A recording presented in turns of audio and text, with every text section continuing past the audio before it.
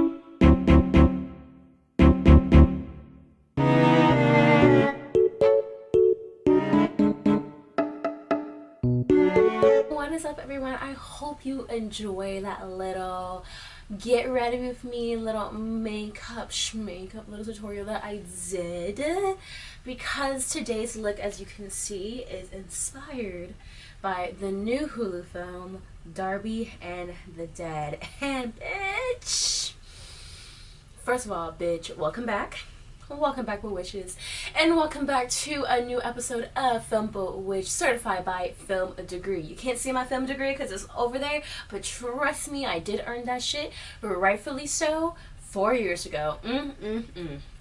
If you don't know who I am, hello, it is your girl, Riele, and it's your girl, TShayMae. It is your favorite cup of tea, and welcome to this very, very special episode. This particular episode is really going to be more so a review, because girly, I have thoughts, I have praises, and oh my gosh, I was so looking forward to this film. Now, granted, this film came out basically beginning of December of last year, because we are now in 2023. 2020 Supreme, okay? Basically, this film stars Riele Downs. Some of you guys may know her from Henry Danger. Auli'i, who was the voice of the Polynesian Disney princess Moana, and among other things that she's been. She's also in another Hulu movie called Crush, which is super cute, super sapphic, and with probably famous person arch rivalry, Lauren Blanchard, who was in Girl Meets World. Auli'i is getting her coins, and I'm just here for it. I'm here for it, girl. Like, she's just getting her coins, rightfully so, as she should. I don't have any notes. It came to me 3 days ago, so I'm just going to candidly speak them, because first of all, I gotta say, this film,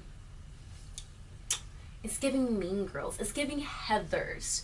And I'm talking specifically about the point in Heathers which Veronica starts to see the ghost of Heather Chandler. Heathers, okay, bitch? It is giving fucking Shaun of the Dead. I ain't never seen Shaun of the Dead, but it's giving that. The thing is, like, it's so refreshing to see a film that is starring two women of color. We have the black girl in literally the lead centered role, and then Auli'i, who is an Asian American Pacific Islander, literally a Hawaiian, like chef's kiss, because also at the same time, the girl's race is not a part of the story. It doesn't have anything to do with it, and that is so fucking amazing. But I saw this film like a couple of days ago, and the thing is, because like I've been aware about the film coming out, I just wanted to like dedicate the time to like be fully engaged in it, and it is just motherfucking amazing. I swear to you, it is so cute. It's camp. Like Hulu is literally making Netflix a run for their money with the most like refreshing, not even just like some storytelling of what they've done with their films, but also at the same time just with the casting in general. We could talk about how controversial it must have been for Rowan and Auli'i to be like literally love interest in a film together, despite some disputes they must have had or whatever and stuff. But like I said, going back, this film literally passes the Bendel test, if I'm saying that correctly. They ain't talking about what Ashley and Arlie talking about, man, at some point. They kind of do, but he's really just a plot device for whatever, but it's he's not even irrelevant at that point. He's not irrelevant until like maybe like the last third of the film. This is film in which it's like, oh wow, like if I was a teenager, if I was literally like 10 years younger, like I would geek for it, but I'm literally my mid-20s and I'm just geeking for it still to this day, because I do love these actresses. I love their performances, and I just love, like, one, we get to see an alt black girl in the forefront, and that's the thing that is like the most top tier thing about like the fucking film. We literally get to see an alt black girl who, yes, can see dead people, can meet with the dead, because she basically had a near-death experience as a child, in that near-death experience she actually did lose her mother at that same time, and started to see ghosts. And yes, it could be seen as something traumatic, but also at the same time it's just like her mission, if you will, or the purpose as to why she can see those dead people, is because she can help them pass over. She can fulfill their unfitness wishes for them and help them pass over. And this is where I am now remembering one motherfucking film that I wanted to say. It's giving Mean Girls, it's giving Heathers, it's giving Shaun of the Dead, but it's also giving Ghost. It's giving Ghost. The famous pottery scene with Demi Moore and Patrick Swayze, may he rest in peace, where Whoopi Goldberg won her Oscar for, because she was a spiritual Negro that helped this man. It's giving Ghost, okay, because the plot really is about Auli'i's character, Capri, short for Capricorn, even though she's a Scorpio, despite the fact it's like, oh, she's a Scorpio and this girl died. She basically got electrocuted accidentally at school because this dumb bitch like literally put her fucking curling flat iron down in the pool of water in the shower and got electrocuted to death type shit and everything. And basically, because Darby can see dead people, literally the whole film's about Capri wanting Darby to fulfill her last unfinished wishes, which is basically throwing her 17th birthday party in her honor in order for her to like pass over, because basically, you know, she was a popular girl but fucking mean, and Darby, you know, doesn't really fuck with her. They used to be friends when they were kids, but you know, they grew apart. It's just like one of those things like, god damn it, I have to help the one person that I literally despise and that probably hates me more type shit. Yeah. Okay, not only that we have these POC, like literally just women of color in the forefront of this film, what is also amazing is that one of the side characters, who is Ashley, also a bestie of Auli'i's character, Capri, is that we have a trans character, a trans woman, and one of her lines is so iconic. It's just kind of like one of her friends was looking for a tampon and couldn't find it and asked her, and she was like, still trans? And I was like, ooh. Can I tell you that I was like going through TikTok, through Tumblr, I was just going through the tags just to kind of like peep and see like stuff, and it got to the point, because at that point I hadn't watched the film still, so it was just like, okay, let me watch this, John, okay. And I would say like top tier teen films that have came on streaming, Crush is definitely one of them, Do Revenge is definitely one of them, and fucking Darby and the Dead, like top 3 young adult, teen, not even rom. Most of them don't really even, they're like, there's rom-com subplots, but they're not the main plots. Well, actually, two of the 3 aren't about romance initially, but it's just so interesting to see these like awesome and fucking amazing pairings of like actresses these days, because once again, these girls are like my fucking age. It's a movie that like knows what its intent is, and knows, like, it's self-aware, so it's one of those things where it's like, it's not gonna be like meta as fuck, but it's at least gonna be like it doesn't take itself too seriously. And that's the point. And that's the whole thing about fucking being a teenager, is that you can't take shit too seriously. And I think that's the thing that Darby herself had to kind of like realize, is that she couldn't be serious all the time. Like, yes, you can see dead people, but baby girl, you were still a teenager. You're still a teeny bopper, as fucking Billy Bidges would say. Live your life. Like, yes, you help the dead people to move on, but live your life and enjoy and experience things, because you are young. And even though, yes, this mean popular girl who you used to be friends with and literally disrespects you in some cases and stuff, because, ooh, girl, we gotta talk about Capri. You need to live your life, baby girl. Like, yes, you only live once, and yes, you can meet with the dead, but your whole life doesn't have to be based on one thing. You can experience things. The whole thing in the film is that Capri is basically trying to make Darby popular enough to throw her fucking party and basically like infiltrate. So kind of like do revenge, like you're trying to basically infiltrate a group to do something. Whether it's you were doing revenge or you're trying to throw a fucking party dedicated to the popular girl that died. Like, and Darby used to be a cheerleader. Her mom was a cheerleader. And so, like, Darby had to, like, join the cheerleading team and basically had to, like, get in with, like, Capri's, like, old group of friends and really earn their trust to basically throw this fucking party. For the party so that Capri can, like, enjoy everything, you know, that could have been, would have been, should have been, and literally move on. Darby realizes that she didn't really get to experience, because she did kind of isolate herself and basically was in hermit mode, so that because yes, she talks to dead people, so it's not like something you can really bring into a conversation and stuff.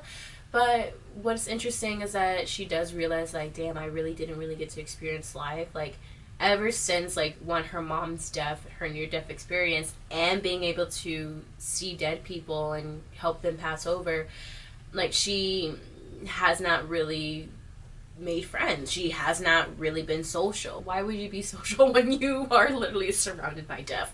But it's also one of the things where it's kind of like, with death comes rebirth, right? So there needs to be an understanding that there needs to be a change that happens after death. Yes, you have these people to move on and pass over to the other side, but what about you? Like, have you done anything? Like, these people probably, like, either lived their life or were gone too soon, but, and yes, there is, like, unfinished business that they have, but with that being said, like, is there a revelation? And I believe so. I think there's a revelation that she had where she realized, though I help people, like, though I help these ghosts, though I help these dead people finish their unfinished business, have I taken care of what I need to take care of in this lifetime? Let's talk about Capri. Let's talk about this bitch. Auli'i, I love you, girl. You killed that shit. Now let's talk about Capri. Once again, she has basically lived her life to the fullest. She is on the top of the pyramid, literally. She's a fucking cheerleader. She was like main captain or team captain or whatever. You know, despite the fact, like, it was an accident, like, she died. She died under some just unaware circumstances on her part. In some way, kind of serves as karma. Because she did pull a prank on Darby beforehand, and I think karma kind of, I can't say karma took it too far. It's just kind of like, babe, that's just karma. Sorry, girl.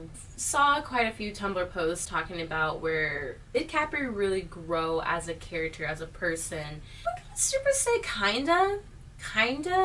I think it just, once again, depends on your own interpretation, but I think, like, of course, like, when she realized, because the thing is like, she's one of those people, like, she acts so much on her emotions, and throughout the film, like, she would basically, she would basically cause a lot of electrical surges or problems because of her fucking emotions. Like, she basically gets powers. Like, she basically can fucking, like, she has the force. I'm just gonna say it as that. She fucking has the force. Truly. Because she is more powerful in death, the thing is like, does she use her power for good? Hell no. Hell no. Especially because like what she wanted to do is very selfish, because it's just kind of like you're forcing somebody to do something that for you and for that you wanted to do, but not really in consideration. The one redemption thing that we have within Capri is that she never got along with her mom. It's not like we ever see her mother, but unlike Darby, she does not have much of a relationship with her mother. That being said, like, she does understand what it's like to be alone, in the sense like she doesn't really commute with her mother, even though Darby like lost her mother at a very, very young age, and that was kind of the pin, what is that saying, that needle that dropped the pin to the needle, whatever the fuck, you know what I'm trying to say. But basically like that was the thing that kind of like, you know, like faded their friendship, had Darby fade away from just being social, all that, and a sack of fruit snacks. The whole thing, like I said, like, is like, did these bitches pass the Bendel test? No, because once again, like, the second half of the film kind of like follows like Capri's like now widow boyfriend, who essentially is Darby's lab partner, has always been her lab partner because of alphabetically last names from school. And the thing is like, you know, Capri like overreacts and stuff and everything, and it's just one of those things where it's like bitches be acting on their emotions, and it's just like, y'all need to relax. And I'm gonna say this, my mother, I mean my Jamaican mother, let's get that correct, Gemini Jamaican mother, she was telling me stuff that was going on with like work and stuff and everything, and I was telling her stuff that I was going on with like some friendships. We all have this conversation every once in a while, which is really nice and refreshing to have, because it's like, I know my dad like probably like hears it all the time, but it's like, I think it's refreshing for her to like be able to talk to her Aquarius witch daughter about. She said like a metaphor, and it was a Jamaican like metaphor about how Jamaicans let the rice cool down before eating it, because think about it, if you eat the rice when it's too hot, when it's straight out the pot, you are going to scorch yourself. You're gonna burn yourself. You're gonna burn your tongue, man. So if you allow it to cool down, then it's going to taste so much better, right? And as much as I love eating hot foods, I agree. That statement is basically saying that one must be able to process, one must be able to let shit simmer, let shit not slide, but allow things to cool down. Because once again, if you're going to act out on emotions, on heightened emotions especially, then essentially you're doing it out of reaction, you're doing it for reaction, you're doing it in a very reactive state that may or may not really help the situation or even solve the situation in the first place or ever. And also Rio Dance is a Jamaican descent, so like, girl, if you see this, well, go on. And I think that's the thing with Capri, is that, you know, she very much was already somebody at the end of her emotions. And granted, do most Scorpio women act this way? Kinda. But despite her name being Capricorn, it's just like, well,